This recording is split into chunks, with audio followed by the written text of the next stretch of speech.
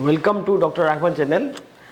आज हम लोग बात करेंगे, एक व्यूअर ने डिमांड किया है डायबिटिक रेटिनोपैथी के बारे में। वो जानना चाहते हैं डायबिटिक रेटिनोपैथी क्या है। इस वीडियो को ध्यान से देखिए, आपको डायबिटीज़ का रेटिनोपैथी बहुत ही डिटेल्स में इस वीडियो में समझाया जाएगा।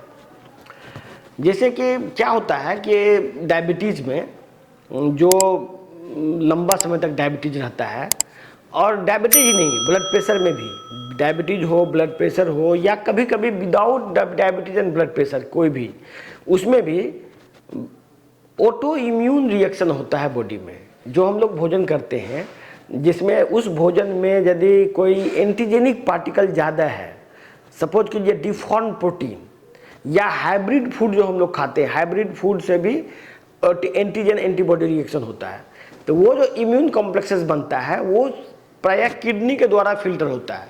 तो सबसे ज़्यादा इम्यून कॉम्प्लेक्स का काम किडनी पर होता है, सबसे ज़्यादा किडनी ही इफेक्ट होता है।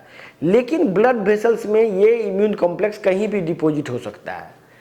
तो मान लीजिए कि उसी क्रम में रेटिना, आँख का रेटिना एक पर्दा होता है, आँख के अंदर में पर्दा एक होता है जहाँ से हम लोग देखते हैं, उसको रेटिना कहते हैं। उस रेटिना के ब्लड वेसल्स के में इस तरह के इम्यून कॉम्प्लेक्स का जब डिपोजिशन होता है तो ब्लड वेसल्स का साइज घट जाता है, मतलब ब्लड वेसल्स का लूमेन का साइज छोटा हो जाता है, या ब्लड वेसल बिल्कुल भी बंद भी हो जाता है। इसी क्रम में इम्यून कॉम्प्लेक्स डिपोजिशन से बहुत आदमी को हार्ट अटैक भी होता है, जिसमें कि कॉर्नरी आर्टरी में ब्लड वेसल्स का ब्लॉकेज हो जाता है। लेकिन क्योंकि लेंस में, आँख में बहुत ज़्यादा पतला पतला वेसल्स होता है, तो वहाँ पर जब ब्लॉकेज होता है तो उसके ब्लॉकेज के कंपनसेशन में आसपास का ब्लड वेसल्स का मात्रा वहाँ बढ़ जाता है, और वो ब्लड वेसल्स कभी कभी फट जाता है, फट के लीक कर जाता है। तो वो जो लीकेज है, वो जो लीकेज, जो ब्लड वेसल्स होता का लीकेज होता है, इसको बोलते हैं हेमोरेजिक रेटिनोपैथी। मतलब रेटिनोपैथी को, रेटिना का टीयर हो सकता है, रेटिना फट सकता है इसमें इतना ज़्यादा ब्लड वेसल से।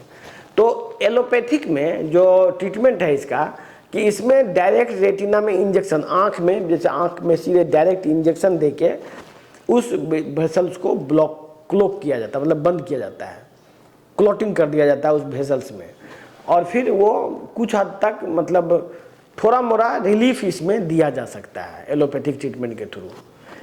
और या इसके बाद दूसरा ट्रीटमेंट है लेजर ट्रीटमेंट। लेजर ट्रीटमेंट से वही ब्लड वेसल्स को ब्लॉक करना ही इसका ट्रीटमेंट एकमात्र है एलोपैथिक में। जबकि डिजीज प्रोसेस को रोकने के लिए मेटाबॉलिक डिजीज ट्रीटमेंट में या नेचुरोपैथी में हमारे पास, हम इस डिजीज प्रोसेस को रोक सकते हैं।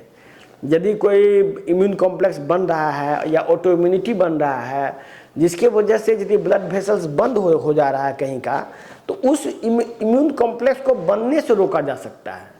और यदि कहीं डिपॉजिट हो चुका है इम्यून कॉम्प्लेक्स, तो उसको वापस ब्लड में लाके हम लोग उसको इम्प्रूव कर सकते हैं। ये है मेटाबॉलिक चिकित्सा। ये कैसे करेंगे? जो हम लोग, जो ये बीमारी हो रही है इम्यून कॉम्प्लेक्स का, इम्यून कॉम्प्लेक्स डिपोजिशन की बहुत सारी बीमारी है। जैसे आप